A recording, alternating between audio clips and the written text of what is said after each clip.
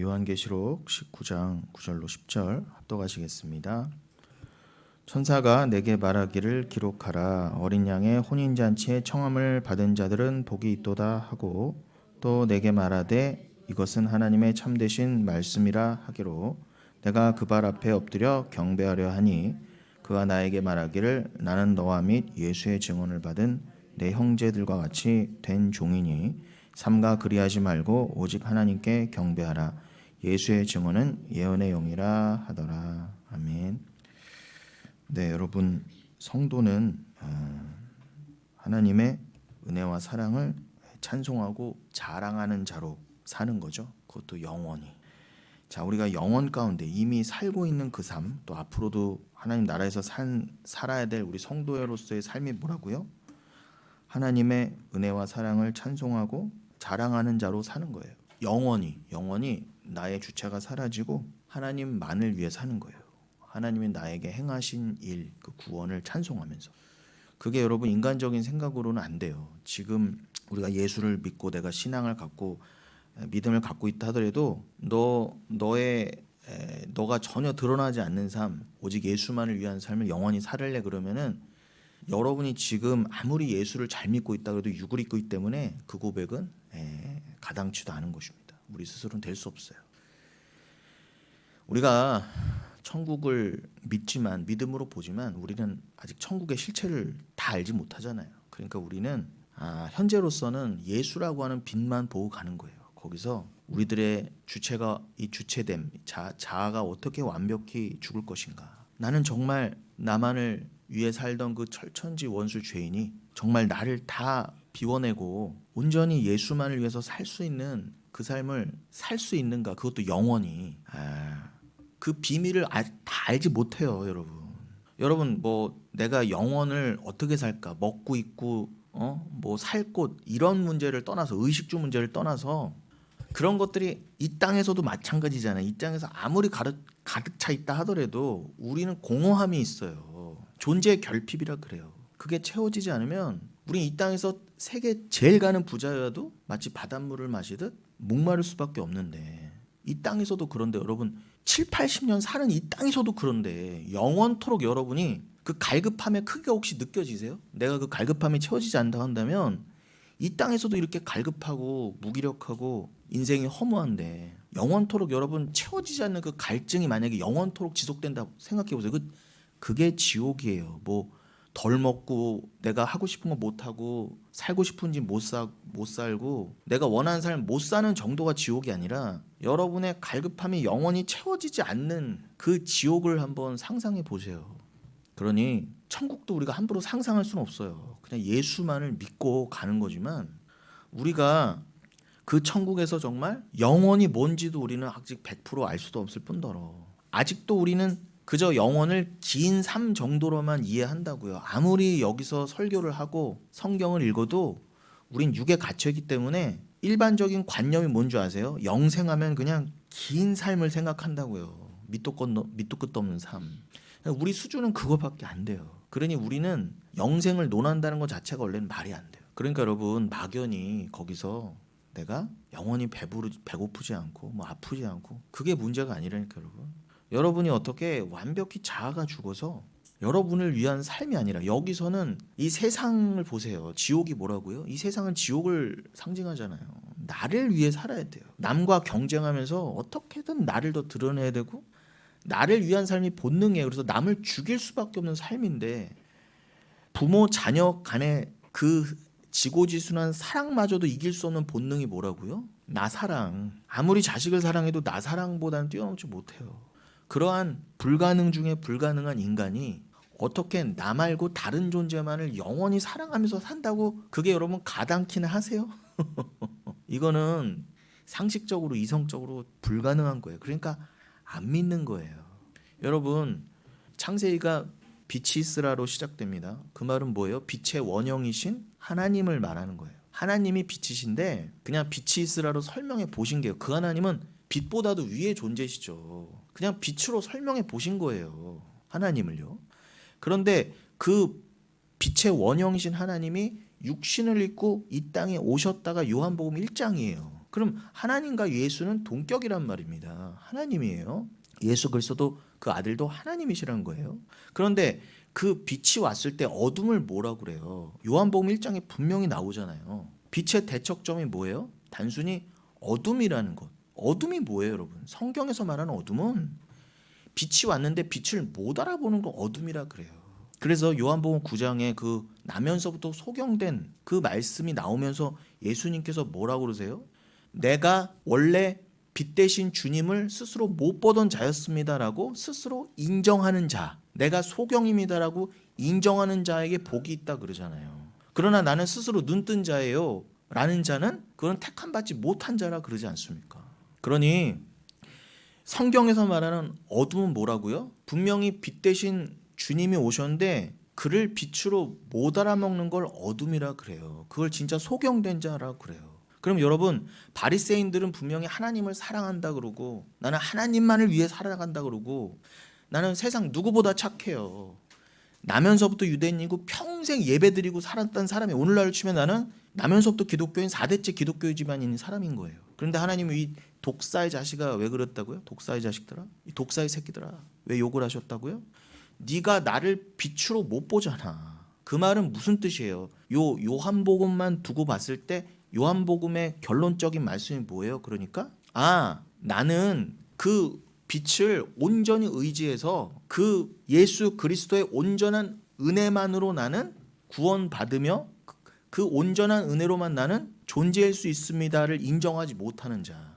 그러니까 쉽게 말하면 여러분, 바리새인 당시에 유대인들이 어떤 삶을 살았다? 나도 착한 삶을 좀 살면서 그럴싸하게 빛을 조금이나마 뭐 아주 밝은 빛은 못 되더라도 나도 나를 잘 갈고 닦아서 빛을 내는 존재야. 그러니까 어떻게 해요? 나는 저런 세리창녀보다 나은 존재고 나는 의로운 자야. 나는 하나님도 사랑하고 나는 이렇게 율법 잘 지키고 나는 이렇게 맨날 제사도 드리고 나는 그런 자야. 행위가 아주 넘치는 자야.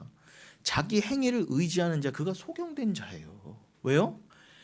나는 완벽한 소경이어서 하나님의 그 빛, 온전한 그 빛, 예수 그리스도라고 하는 은혜가 아니면은 절대 안 됩니다. 100% 나는 그 빛을 의지해야 돼요가 소경이잖아요. 왜냐면 안 보이니까. 그 빛을 의지해야 눈이 딱 뜨이잖아요. 그를 목자 삼아. 그런데 예수님이 요한복음 9장만 보더라도 거기서 말씀하신 소경이 무슨 뜻? 진짜 소경이 무슨 뜻이요? 눈이 안 보이고 보이고 육신의 소경의 문제가 아니라 진짜 문제는 육신의 눈은 보면서 나는 스스로 보는 자다는 자가 지옥 백성이라 그러잖아요. 바리새인들 보고 한 말이라니까. 율법주의자를 두고요. 뭐라고요? 나는 어느 정도 나도 발광체이기 때문에 뭐 꼭 예수를 그렇게 철저하게 의지해야 돼요? 나도 이렇게 행위가 있고 나의 삶이 있는데 주님한테 내놓는 삶이 있고 나도 이렇게 잘난 삶이 있는데 뭘 꼭 예수만 이렇게 의지해야 돼로 간다니까요. 여러분, 저의 이 설교가, 우리 개혁주의 설교가 알미니안주의 쪽으로 가면 반드시 욕을 먹게 돼 있어요. 여러분, 저도 항상 욕을 먹지만 그냥 세상의 기준으로 봤을 때는 알미니안주의, 저 유대인들이 훨씬 착해요.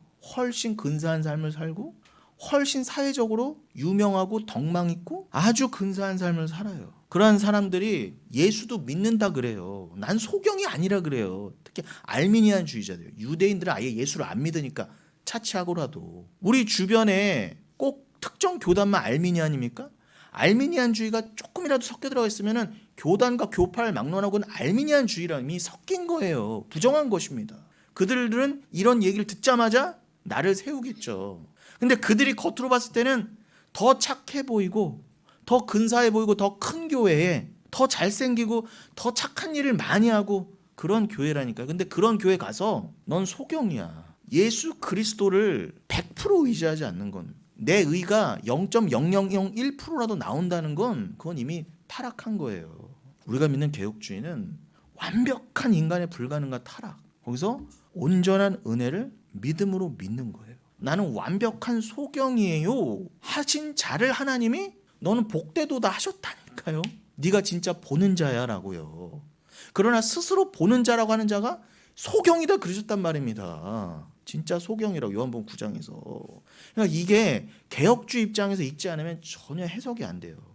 그러니까 이렇게 가서 알미니안주의한테 가서 말을 하면 당연히 2단, 3단 소리 나와요. 그러나 여러분은 그거 무서워서 뭐 믿음이 들어오면 무섭지도 않지만 그거 불편하다고 해서 내가 그 삶을 포기하거나 안전할 수 없다는 거예요. 그래서 빛과 소금이라고 하신 거예요. 야, 빛이 어떻게 어둠에 먹혀? 넌 빛의 삶을 살 거야. 야, 소금 어떻게 맛이 변하니?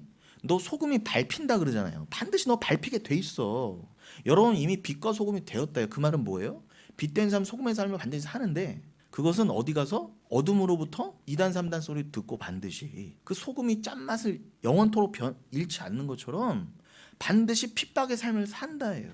예수 그리스도가 왜 불로 소금 치듯 먼저 십자가에 달리셔서 소금의 저주를 받으셨습니까? 소금은 변하지 않는 소금 언약, 그 민수기 18장의 그 소금 언약을 상징한 게나 동시에 소금은 심판의 상징이에요. 그래서 소돔과 고모라가 망할 때 거기서 다 소금 기둥이 돼 죽었잖아요. 그런데 예수님이 분명히 누가복음에서 지옥에서는 불로 소금 치듯 하리라 하셨단 말이에요. 그런데 예수 그리스도가 먼저 십자가에서 그렇게 소금 치듯 절여지셨어요. 쉽게 말하면. 여러분, 소금은 율법에서 반드시 제물에 뿌리는 건 소금밖에 없었어요. 꿀과 젖은 못 뿌렸어요. 변형시키는 것이 인본주의를 상징해요. 맛을 변형시키는. 그러나 소금은 유지시키잖아요. 정결함을 상징하고 구분을 상징해요. 그래서 제물에는 소금만 뿌려질 수 있었단 말이에요. 그런데 하나님 앞에 유일한 영단번에 진실된 제물, 참 제물이신 예수 그리스도가 십자가에서 그렇게 소금에 절여지셨다는 건 보여주신 거예요. 그리스도인, 그리스도로 말미암아 구원받게 된 너희 그리스도인 성도도 반드시 빛과 소금의 삶을 살게 돼 있다. 누가 감히 알미니안주의 같은 정신머리가 조금이라도 들어간 데가 아무리 지들이 개신교 개혁주의라고 하더라도 그놈의 알미니안이 들어가면 아무리 큰 교회하는 인간이라도 뭐라고 말한다고요? 예수 그리스도가 고난을 다 받으셨으니까 우리는 이 땅에서 고난받을 일이 없다라는 말을 정통 교단이라고 하는 인간의 입에서 나온단 말입니다. 그들이 이러한 설교와 가르침에 자기들이 오히려 이단이라고 역공격을 해 들어온단 말이에요. 반드시 드러나요. 그러니 여러분 반드시 밟히고 드러난다예요. 여러분이 진짜 믿음을 갖고 있으면 여러분도 이 땅에서 십자가에서 예수님이 절여진 것처럼 절여지게 돼 있다니까요. 그 삶을 이끌어 가십니다. 내가 살기 싫어도 인도에 가세요. 그게 온유라고 하는 거예요. 내 뜻이 죽어가는 삶. 성질이 죽어가는 게 아니라 어떤 인간은 그렇게 가르치더라고 애들한테. 야, 모세가 왜 온 세상에서 가장 온유해진 줄 알아? 40일 금식해서 그래. 금식해 그러더라고요. 죽어야 돼요, 그러니까. 여러분 예수를 믿어서 금식 많이 해서 성질 좀 죽이는 게 기독교예요? 그게 온유예요, 여러분? 그러지 마세요. 정신병원 가세요. 정신병원 잘 돼 있어요, 요즘요. 약도 잘 나와요. 성질 기질 죽이는 건 그런 데 가서 하는 거예요. 기독교는 예수피 어떻게 뭐 그런 거가 기독교 아니에요.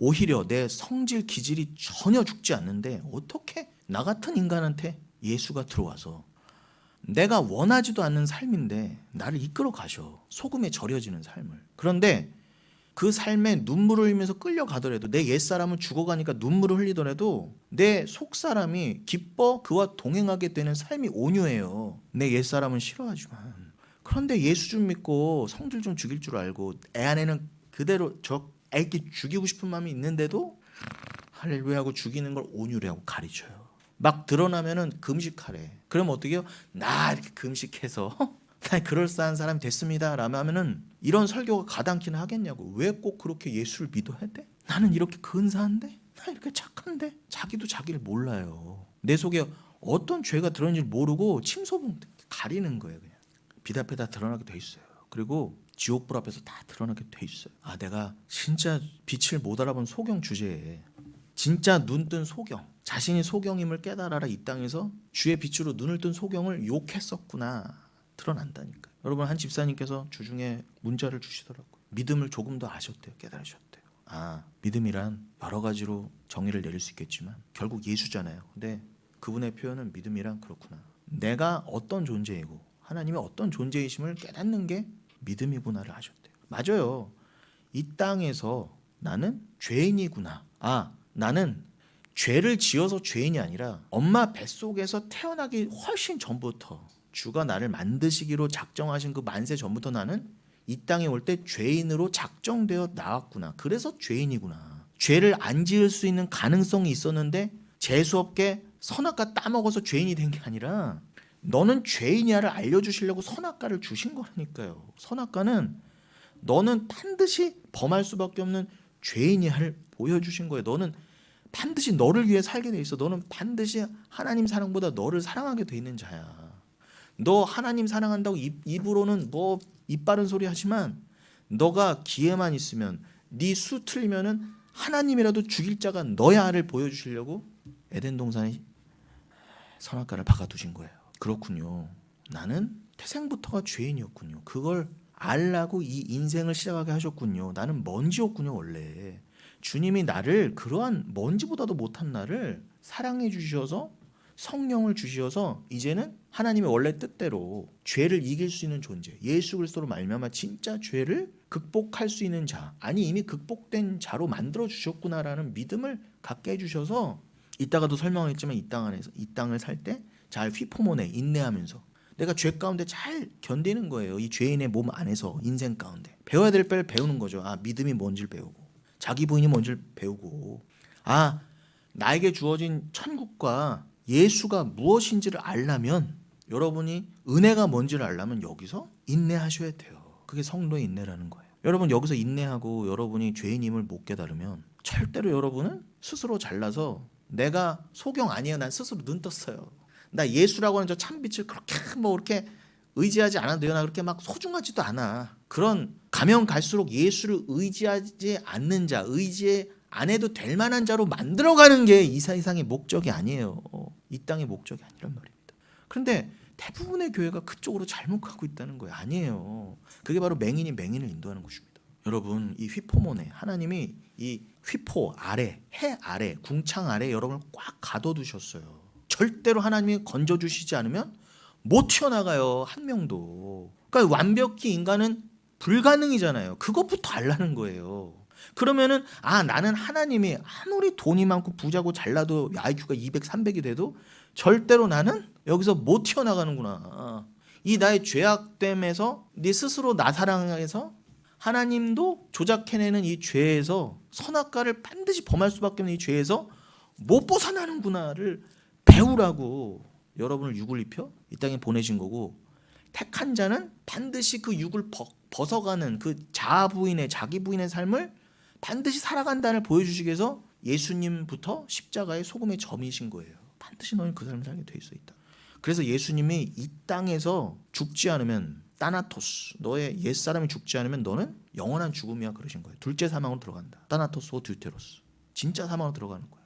그러니까 여기서 이 땅에서 살려 하는 자는 죽음이라는 거예요. 여러분 이 땅에서 예수와 함께 죽으셔야 진짜 부활의 참 삶이에요. 그 진짜 영생을 위해서 여러분을 이 땅에 죄인으로 시작하게 하신 다음에 딱 하나님이 정하신 그때에 우리의 잘남과 요청도 아니에요. 주가 딱 정하신 때에 성령을 통해 예수를 주심으로 아 내가 죄인이었구나. 나 예수였으면 절대 안 되는 거였구나.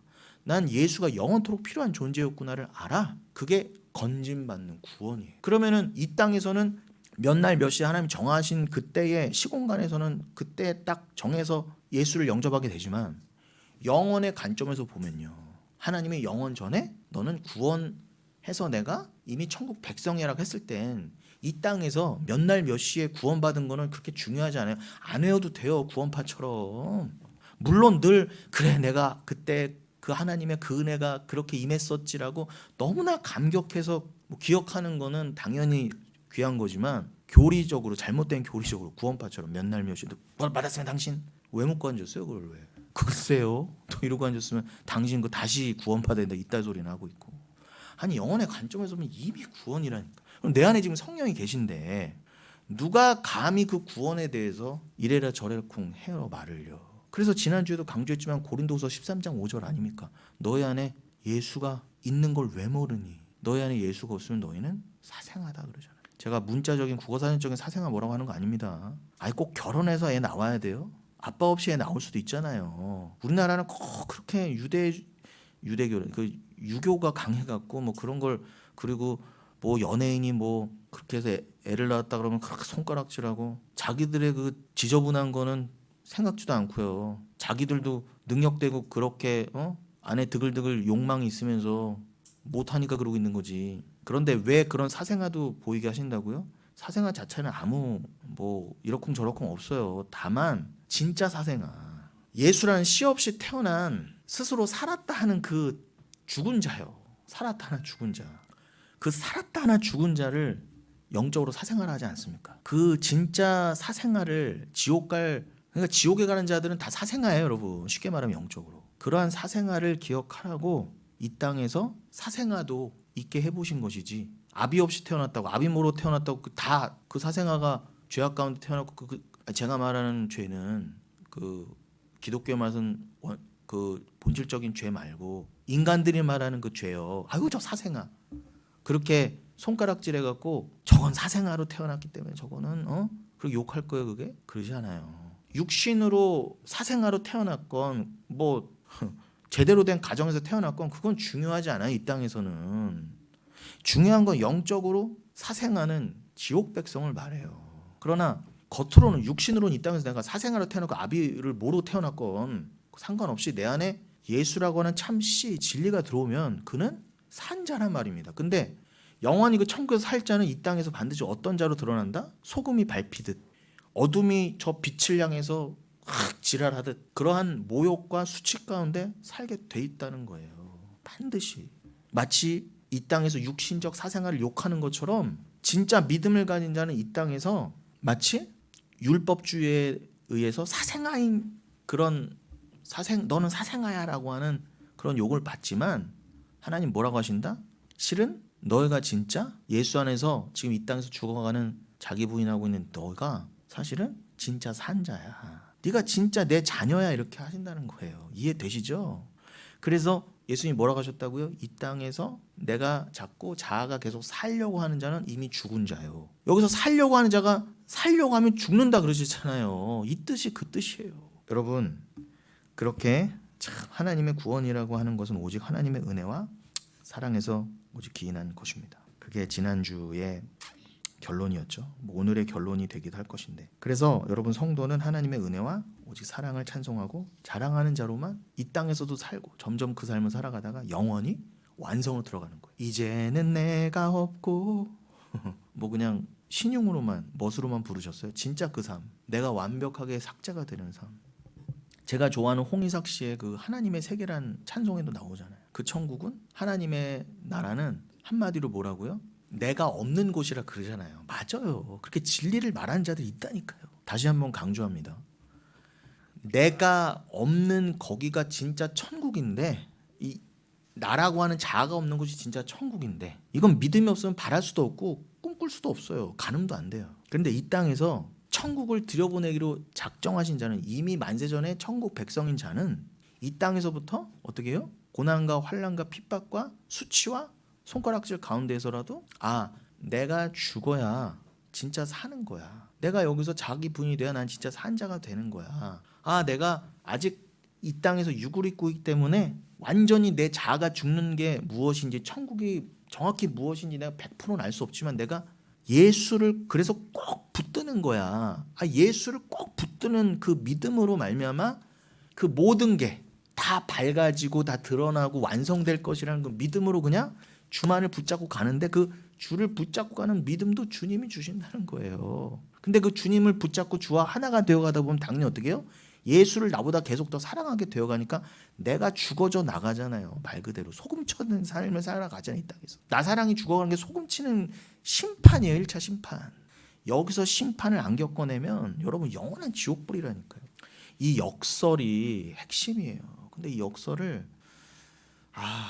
늘 하는 말인데도 새로우면서도 늘 또 제가 잘 전하고 있을까 안타까움과 동시에 또 너나 잘해라고 하는 욕이 또 난무할 거라는 또 생각에 또 못 알아듣겠다라고 하는 그러면 또 저는 잘 전했는가라고 하는 고민과 함께 그러나 여러분 그러므로 불가능해 주가 하실 바라 믿습니다. 이걸 도대체 사람의 말로 전한다 해서 생각으로 지식으로 전한다 해서 이게 전해질 것입니까? 이 세상에서는 어떻게든 내 제일 사랑하는 자녀도 너가 사라져 가야 되는 예수 믿어라가 아니라 너 공부 잘하고 어떻게든 너는 남보다 더 부자로 살고 경쟁에서 이겨라. 그걸 위해서 예수도 이용해라. 다 너 잘 되려고 되는 거야 라고 부모조차도 이렇게 가르치는 세상인데 왜 자녀한테 그렇게 가르쳐요? 너 잘 되라고? 아니요. 자기 좋으라고 그러는 거예요. 그냥 그 변명이에요. 부모는.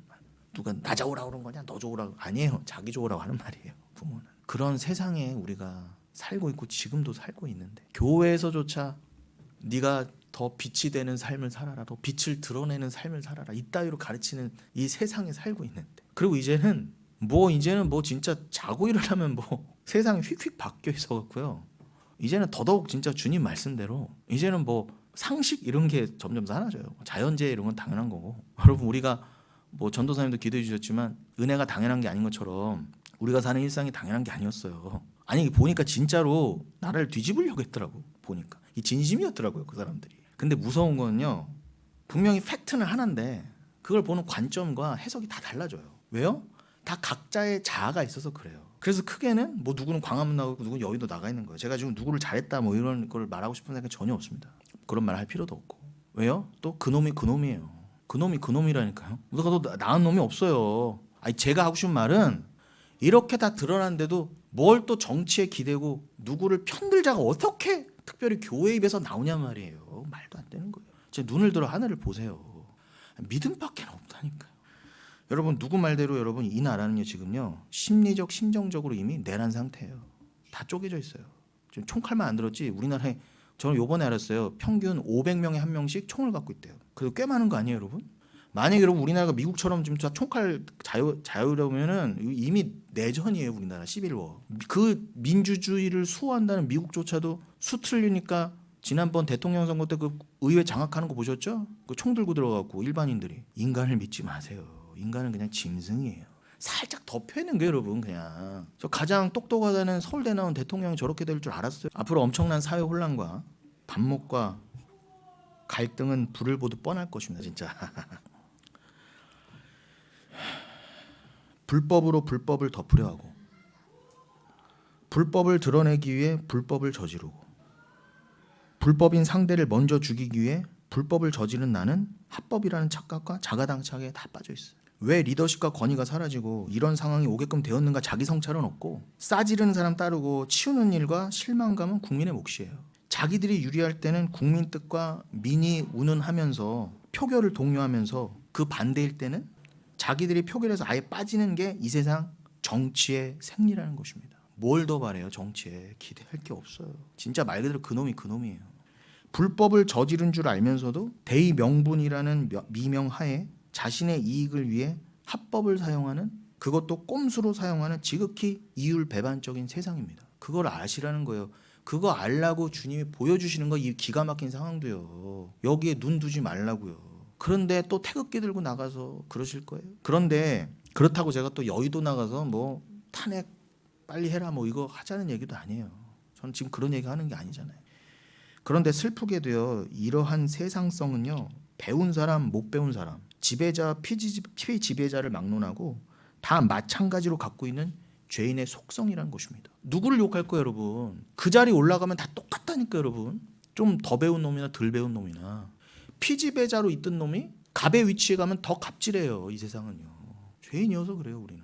변증법적 유물론자들의 주장처럼 이 불의를 타개하고 역사를 진보시킨다 해도 보수 진보와 상관없이 누가 권력의 정점에 올라간다 하더라도 이 인간의 한계는 반드시 드러나게 돼 있어요.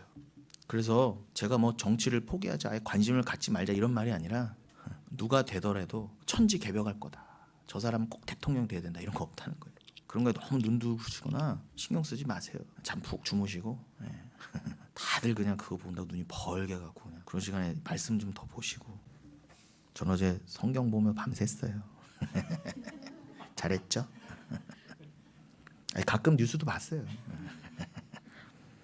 여러분 성도의 시선은 그 사랑을 향해 있어야 되는 것입니다.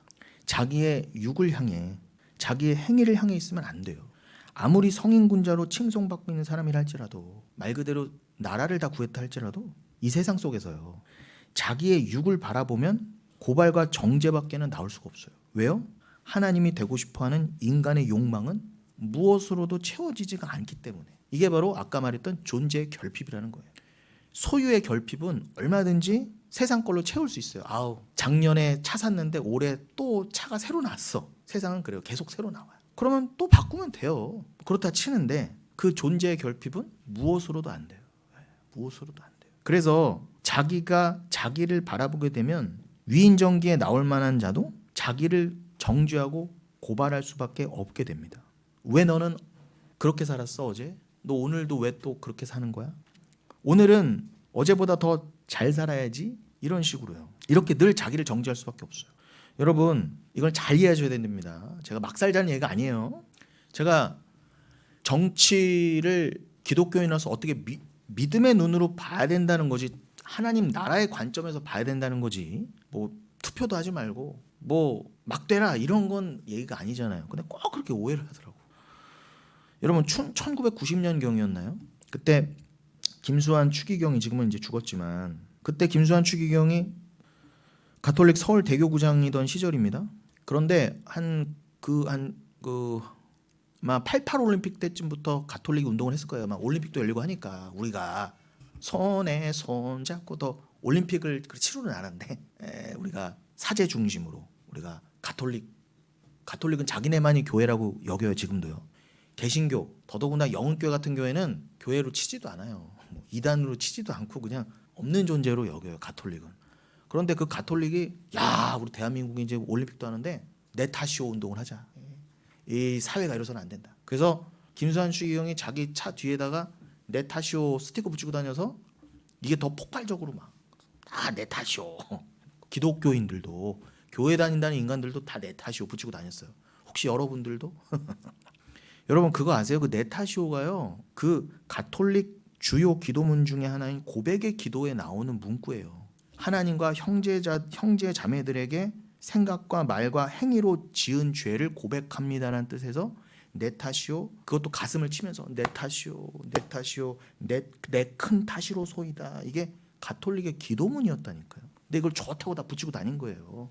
여러분 전에도 말씀드렸지만 장로교라고 다 장로교가 아니고 개혁주의라고 다 개혁주의가 아니에요.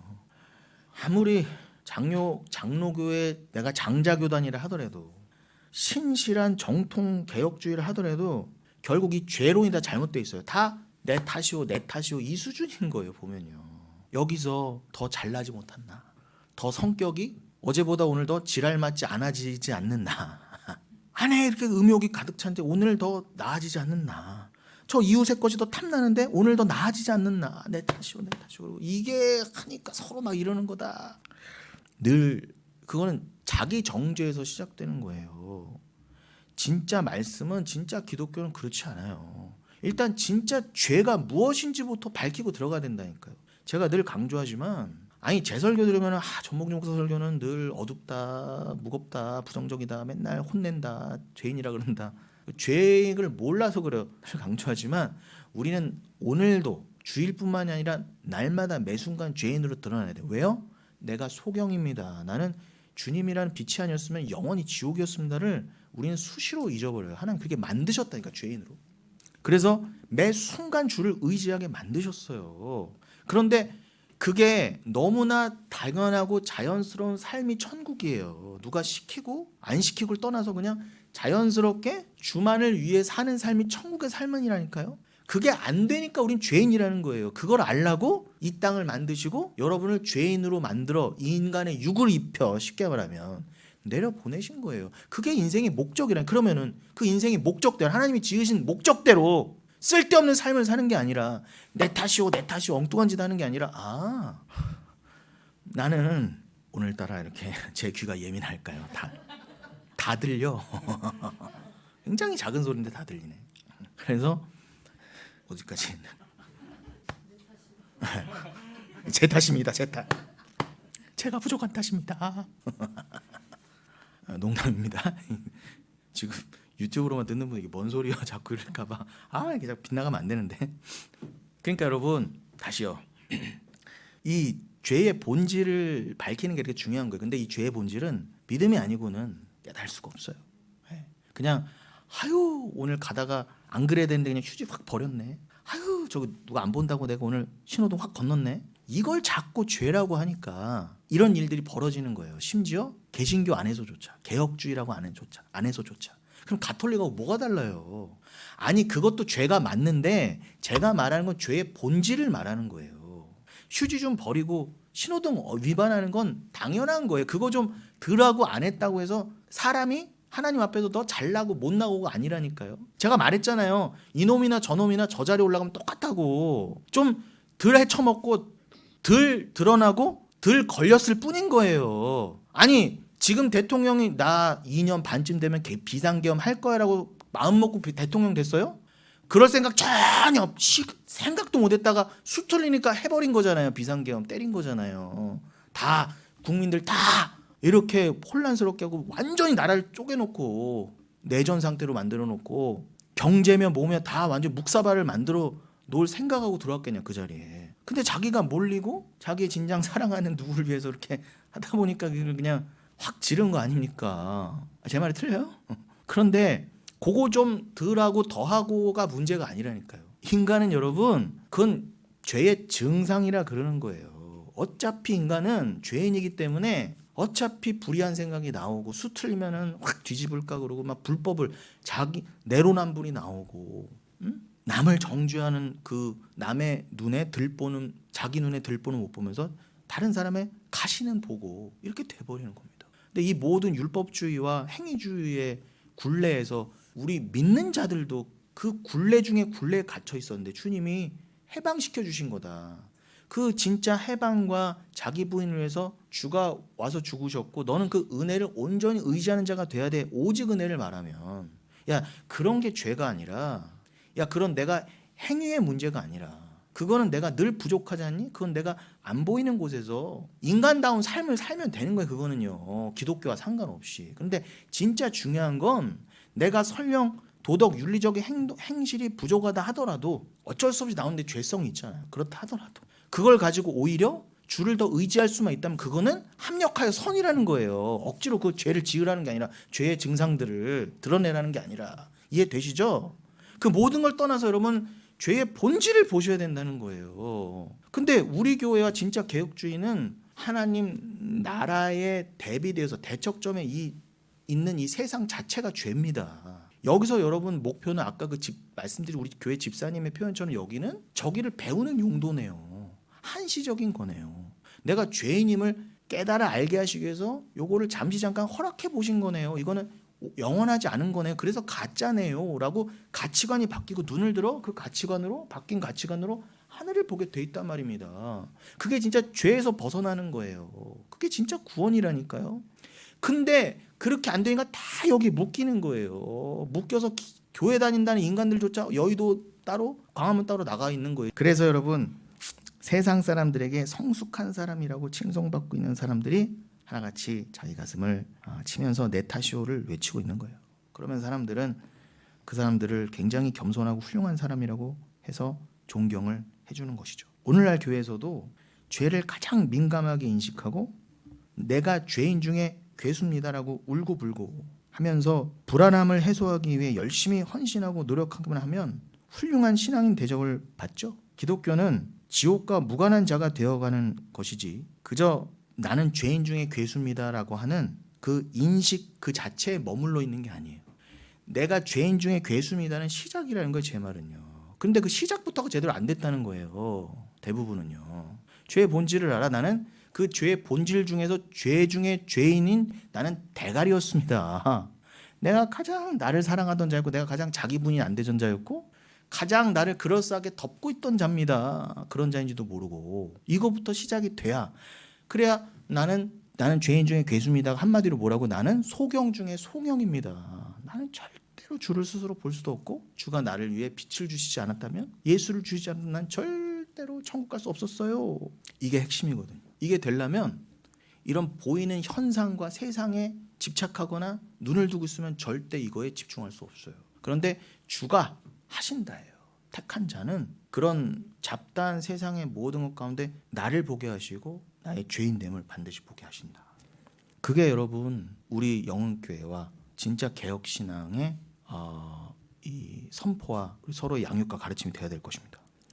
십자가를 그래서 십자가 은혜 말은 잘하죠. 그런 사람들까지도 자신을 죄인으로 고발하고 정죄하는데 그냥 멈춰 있어요. 나는 그냥 죄인 중에 예수입니다.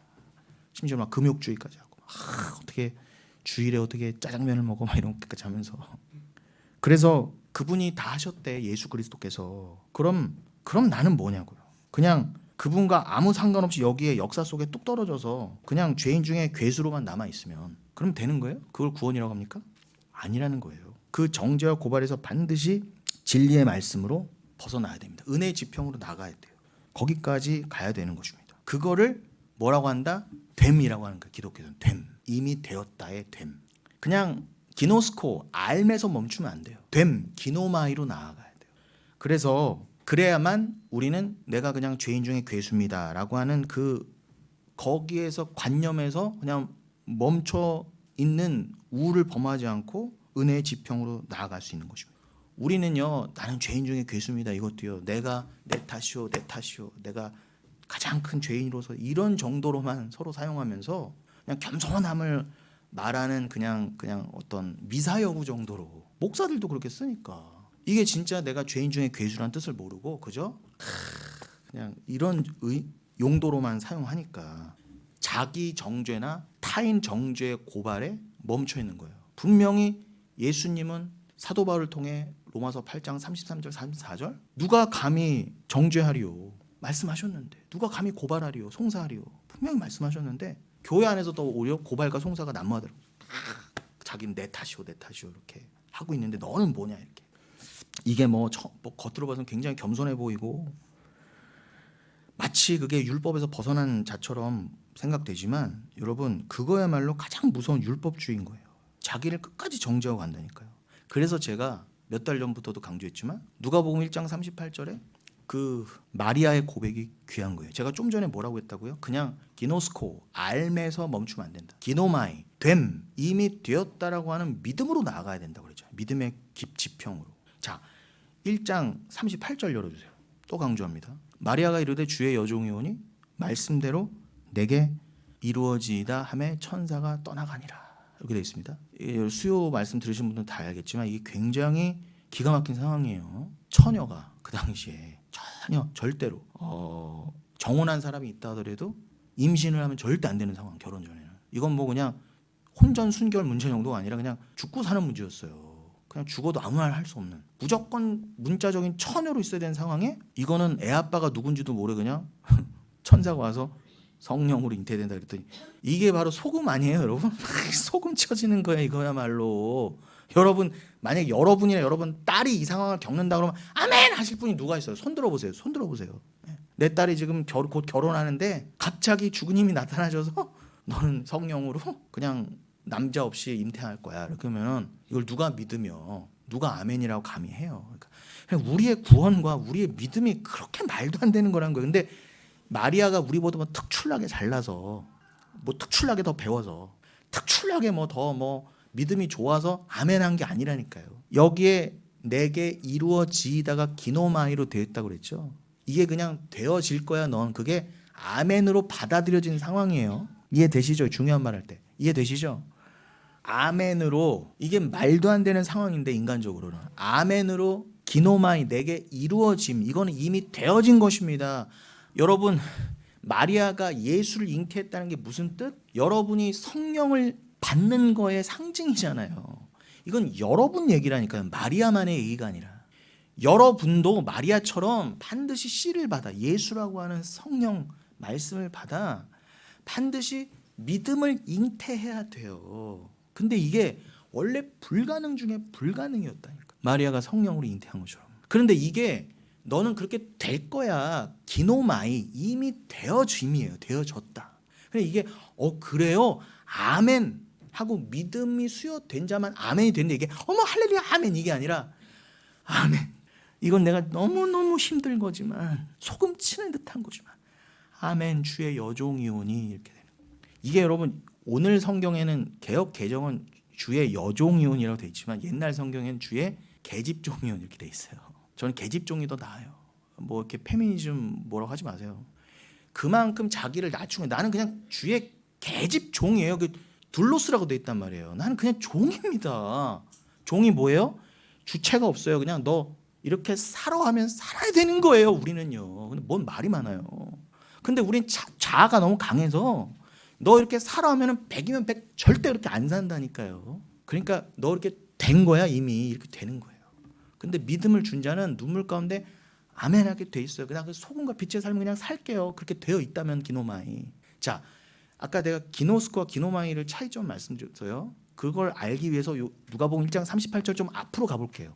요 누가복음 1장 38절의 맥락을 이해하기 위해서 34절 35절 마리아가 천사에게 말하되, 가브리엘이죠, 나는 남자를 알지 못하니, 이게 기노스코라고 돼 있어요. 나는 남자를 알지 못하니. 알지 못하는 게 당연히 이게 애들로 말한 거지만 무슨 뜻? 나는 남자의 경험을 한 적이 없습니다, 이 뜻이죠. 그런데 35절에 보니까 천사가 대답하여 이르되, 성령이 너에게 임하시고 지극히 높으신 이의 능력이 나를 덮으시리니 이러므로 나실 바 거룩한 이는 하나님의 아들이라 일컬어지리라. 이렇게 되어 있습니다. 여러분, 여기서 35절에 특별히 또 뭐라고 되어 있다고요? 천사가 대답하여 이르되 성령이 너에게 임하시고 지극히 높으신 이의 능력이 너를 어떻게 한다고요? 덮으시리라. 덮으시리라. 여기가 에피스키아조라고 되어 있어요. 헬라어를 보면 에피스키아조. 에피는 위죠. 스키아조는 그늘지게 하다는 거예요. 그러니까 이거는 뭘 생각하시면 되냐면은 구름이나 성막이 덮을 때 그 에피스키아조예요. 그럼 여러분, 우리가 몇 달 전에도 봤던 그거죠. 마치 보아스의 옷깃이 룻을 덮듯이, 그리고 구름 기둥이 이스라엘 백성을 덮었듯이, 그리고 그 계시록에 보면 장막이 성도를 덮는다 그러잖아요. 그거예요, 그거. 그러니 너는 만세전부터 덮이기로 작정된 자라는 거예요. 그럼 덮이는 게 뭐예요? 은혜잖아요. 말 그대로 은혜잖아요. 특별히 계시록 19장 8절의 표현은 뭐예요? 우리 그 오늘 성경의 본문인 계시록 19장 10절 그 전에 전전절의 8절이 뭐라고 돼 있다고요? 성도들의 옳은 행실이 뭐라고요? 예수로 덮이는 거라잖아요. 예수라고 하는 의라는 옷으로 덮이는 게 옳은 행실이라 그래요. 그게 여러분이 하나님 앞에 내어놓을 수 있는 유일한 행위라니까요. 그냥 덮이는 것. 근데 그 덮이는 거에 마리아를 통해서도 뭐라고 설명하셨다? 그냥 성령이 너를, 그의 능력이 너를 덮으실 거야. 그냥 너를 그냥 그의 전 안으로 끌어들여서 너를 성전으로 만드실 거야. 그냥 그의 옷깃이 너를 덮을 거야. 은혜로 그의 피가 너를 덮을 거야. 그러므로 너는 하나님의 아들이라 일컬음을 받는 예수를 낳아. 너 여인 교회도 바로 아들이 되는 거야. 이렇게 되는 거야. 그러니까 죄악된 여인이, 교회가 그리스도 그 신랑과 하나 되어 아들을 출산하면, 진리를 출산하면 그도 아들 되는 거예요. 그게 구원이에요. 자, 그런 맥락 가운데 다시 38절요. 요 말씀을 듣고 나서 어떻게 됐다? 마리아가 이르되 38절 주의 계집종이오니 말씀대로 내게 이루어지이다. 이렇게 한 거예요. 이게 인간의 말로 한 게 아니에요. 그러니까 이게 괜히 그냥 입 바른 소리가 아니라니까. 이건 그냥 한 말이 아니에요. 이 기노마이가 얼마나 중요한지는 뭐라고 했다가 한마디만 더 보태면, 수요 때 자세히 했으니까, 모노게네스, 독생자가 뭐와 뭐의 합성어? 모노스와 기노마이 합성어가 모노게네스예요. 그러니까 마리아는 기노마이 되어져서 됨을 그냥 믿음으로 받아서 기노마이 되어져서 모노게네스 독생자를 출산한 거란 말입니다. 그러니까 여러분들도 독생자 말씀을 잉태하고 출산해야 되잖아요. 그럼 여러분들도 강력한 반드시 선결 조건이 뭐여야 돼요? 여러분도 덮여야 되고, 에피스키아조 덮여야 된과 동시에 어떻게 돼요? 여러분들도 기노마이 돼야 된다는 거예요. 기노마이는 뭐라고? 이거는 기독교인만 진짜 믿음으로만 이해할 수 있는 말이에요. 이거는 그리스인들도 그냥 헬라어 쓰였다고 이해할 수 없는 말이에요. 근데 여러분도 어떻게 한국인인데 이걸 이해하시나 말이에요. 아, 모노게네스, 홀로 기노마이 하실 수 있는 분, 너는 내 거야, 너는 내 신부야, 너는 구원받은 자라고 홀로 만세전부터 우리를 특정하시고 선택하실 수 있는 그분이 여러분을 기노마이 해주셔야 돼. 넌 됨이야, 너는 성도 됨이야. 아, 그분이 나 안에 들어오셨군요. 그래서 나는 여종이오니 그냥 순종한 가운데 이렇게 덮여서 에피스키아조 되어서 그 장막 아래에서 나는 기노마이 되었군요. 아멘. 이렇게 되는 거예요. 아, 이 신비를 어떻게 서로 성도가 아니면 나눌 수 있으리요. 네, 여러분 좀 말씀을 마무리하겠습니다. 네, 오늘 계시록 19장 근처도 못 갔네. 여러분, 그러한 우리가 오늘도 강조했던 이 은혜의 정반대, 고발과 정죄의 율법은 절대로 생명이 될 수 없어요. 이건 사생활을 낳는 거예요. 여러분의 표피적인 외모, 껍질을 개선해 갈 수 있어요. 그럴듯하게 내 탓이오 내 탓이오 이래가면서 내 큰 탓이로소이다. 그리고 입 바른 소리로 어떻게 해요? 나는 죄인 중에 괴수입니다. 눈물 뚝뚝뚝 흘려가면서까지. 근데 그런 눈물 대충 왜 흘린다? 아유 어제 제가 부부싸움 했어요. 내 탓이요. 나는 죄인 중에 괴수. 요런 수준으로 다 쓰는 거예요. 아니라니까요. 주가 나에게 기노마이를 안 해주셨으면은 나는 절대로 구원이 없었습니다. 난 절대로 모노게네스를 출산할 수 없었습니다가 내가 죄인 중에 괴수라는 뜻이에요. 그러니 내 껍질은 아무리 그럴싸하게 겉으로 개선해 갈 수 있지만 그런 것은 생명 그 자체는 될 수 없다는 거예요. 죄의 본질을 모르면 죄에서 못 벗어나는 것처럼 그냥 껍데기의 행실로는 절대로 진짜 생명이 될 수는 없어요. 그냥 고발과 정죄예요. 율법주의. 그런데 하나님은 이 육을 십자가에서 죽이셨다 그랬지. 여러분 보고 개선해서 좀 갖고 와라. 더 그럴싸하게. 야 어제보다 오늘 욕을 덜하는 자. 어제보다 오늘 더 돈을 욕심내지 않는 자로 대충 이렇게 갈고 닦아서 수행 정진해서 와라라고 하신 적이 없어요. 그냥 덮여서 와라예요. 덮여서 와라. 그건 이미 또 기노마이 덮여졌었다. 이미 덮여졌다. 되었다. 그것까지 기노스코 아는 게 진짜 알미예요. 어설프게 아는 거는 구원에 이를 수 없어요. 그래서 깨달아야 된다는 것입니다. 그래서 오늘도 강조합니다. 로마서 8장 1, 2절 승영아. 그러므로 이제 그리스도 예수 안에 있는 자에게는 결코 정죄함이 없나니 이는 그리스도 예수 안에 있는 생명의 성령의 법이 죄와 사망의 법에서 너를 해방하였습니다. 여러분 오늘 이 본문이 계시록 19장 9절로 10절이었습니다. 천사가 내게 말하기를 기록하라. 뭘 기록하라고요? 어린 양의 참되신 말씀. 그 한마디로 뭘 기록하라고 하신 말씀의 핵심이 뭐라고요? 어린 양의 혼인잔치에 청함을 받은 자들은 복이 있다 그러셨습니다. 뭐가 복이 있다고요? 뭐가 진짜 복이에요? 성경에서 말하는 그것도 계시록의 마지막에서 강조하는 거라면 이게 진짜라는 거죠. 진짜 복은 뭐라고요? 성경의 결론이 어린 양의 혼인잔치에 청함을 받는 것. 근데 청함을 받는 거는 아까도 강조했지만 그 위에 절 어떻게 해요? 옳은 행실로 덮여서만 들어갈 수 있는 거예요. 내가 스스로 예복을 준비해서는 못 들어가요. 내 행위로는 안 된다니까요. 그러니까 그냥 넌 덮여서 들어와라. 그리고 내가 택한 자는 그냥 덮여서 들어오게 돼 있어. 이 땅에서 자기 죄를 깨닫고 자기를 부인하여 덮여서 들어오게 돼 있어. 소금 치는 듯한 삶을 살다가 빛된 삶을 살다가 오게 돼 있어. 그도 그럴 게 예수라는 옷을 입었으면 그 빛을 입은 거 아닙니까? 소경된 자가 빛을 입었다라는 거죠. 또 내게 말하되 이것은 하나님의 참되신 말씀이라 하기로. 그죠? 이 청함을 받는 자들은 복이 있도다가 진짜 하나님의 말씀이라는 거예요. 얼마나 이게 중요한 거면은 여기 도장을 찍으십니까? 거기다 더해서 또 다른 해석은 뭐가 있냐면 이것은 하나님의 참되신 말씀이라서 이것이요. 그 앞에 어린 양의 혼인잔치에 청을 받는 자는 복이 있도다라고 하는 말씀을 받는 거기도 하지만 혹자는 이것은을 뭐라고 해석하냐면 그 혼인잔치에 청함을 받는 자들 그 성도라고도 해석을 해요. 둘 다 맞는 거예요. 그럼 이것은이 그 앞에 어린 양의 혼인잔치에 청함을 받는 자들로 받으면 어떻게 돼요? 여러분이잖아. 여러분 성도는 결국 뭐라고요? 여러분 자체가 뭘로 불린다? 천국에서 말씀으로 불린다는 거예요. 말씀. 그것도 맞는 게 마리아가 누굴 낳으셨어요? 누굴 낳았어요? 어느 분을 낳았어요? 예수를 낳았잖아요. 그래서 마리아는 그 육신적인 예수를 낳은 게 뭘 상징한다? 우리가 말씀을 낳는 자. 그래서 여러분을 이 계시록 19장 9절에서는 여러분 자체를 말씀이라고도 했다는 거예요. 말씀이라고. 이해되시죠? 네. 그 둘 다 해석이 가능하다는 거예요. 내가 그 발 앞에 엎드려 경배하려 하니 그가 나에게 말하기를 나는 너와 및 예수의 증언을 받은 내 형제들과 같이 된 종이니 삼가 그리하지 말고 오직 하나님께 경배하라. 예수의 증언은 예언의 영이라 하더라. 여러분 이 말씀 핵심 중에 핵심 어린 양의 혼인잔치에 청을 받은 자들이 복이 있어. 이것이 참되신 말씀이기도 하고 그렇게 어린 양의 혼인잔치에 청을 받게 된 너희의 진짜 이름은 말씀이야. 예수 그리스도 진리야 라고 천사가 사도 요한한테 전해주니까 우리에게 전해주니까 사도 요한이 어떻게 했다고 거기 넙죽 절했어요. 그랬더니 뭐라고요? 왜 나한테 절해? 오직 절과 영광을 받으실 분 누구밖에 없다고요? 예수 그리스도밖에 없다. 하나님밖에 없다. 그러니 여러분, 우리가 서로 말씀을 주고받지만 말씀을 주고받는 사람들끼리는 그가 아무리 뭐 대목사고 대단한 뭐 예언자고 선지자라 하더라도 천사도 절을 안 받았어요.